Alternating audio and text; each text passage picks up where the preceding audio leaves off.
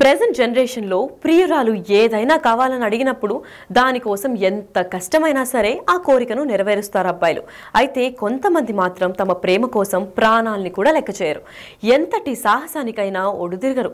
అయితే ఇక్కడ నేను చెప్పబోయే స్టోరీ మాత్రం తన లవర్ మెప్పు కోసం ఏకంగా భారీ చోరీ చేశాడు. అతను చేసిన పనికి ఇప్పుడు చిక్కుల్లో పడ్డాడు. అసలు స్టోరీ ఏంటంటే, చోరీలు చేస్తూ అప్పనంగా సంపాదించిన సొమ్ముతో తనకు పరిచయమైన ఓ సినీ నటికి 3 కోట్లతో ఇల్లు నిర్మించి ఇచ్చాడు దొంగ. అంతేకాదు, అంత విలాసవంతమైన ఇంటికి మరింత అందాన్ని తెచ్చిపెట్టేందుకు ఏకంగా 22 లక్షలతో అక్వేరియంని కొని బహుమతిగా ఇచ్చాడు. తాజాగా ఓ కేసులో దొరికిన నిందితుడు విచారణలో చెప్పిన విషయాలని విని పోలీసులు కూడా మతిపోయినంత పనైంది. మహారాష్ట్రలోని సోలాపూర్కు చెందిన పంచాక్షరి స్వామి చిన్నప్పటి నుంచి దొంగతనాలకు అలవాటు పడ్డాడు. 2009 నాటికి ఘరానా దొంగగా మారి కోట్ల రూపాయలు సంపాదించాడు.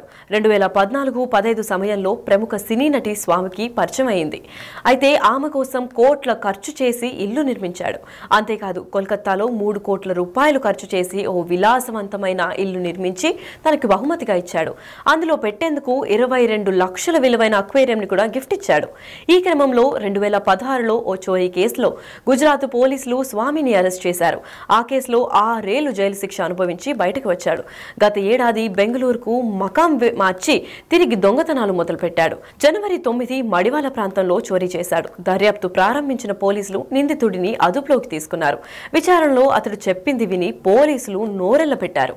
బంగారం, వెండి ఆభరణాలను దొంగలించే నిందితుడు స్వామి వాటిని కరిగించి బిస్కెట్లుగా మార్చేవాడు. అతడి నుంచి ఇప్పటి వరకు 181 గ్రాముల బంగారం, 333 గ్రాముల వెండి, పలు రకాల పరికరాలను స్వాధీనం చేసుకున్నారు. కాగా స్నేహితురాలకి 3 కోట్లకి ఇల్లు కట్టించి ఇచ్చిన నిందితుడు తాను మాత్రం తల్లి ఇంట్లోనే ఉంటున్నాడు. ఆ ఇంటికి కూడా వాయిదాలు సరిగ్గా చెల్లించకపోవడంతో బ్యాంకు వేలం నోటీసులు పంపించింది. నిందితుడు పంచాక్షరి స్వామికి పెళ్లై ఒక పాప కూడా ఉన్నట్లు పోలీసులు తెలిపారు. అయితే నిందితుడికి సహకరించిన వ్యక్తి కోసం పోలీసులు గాలిస్తున్నారు.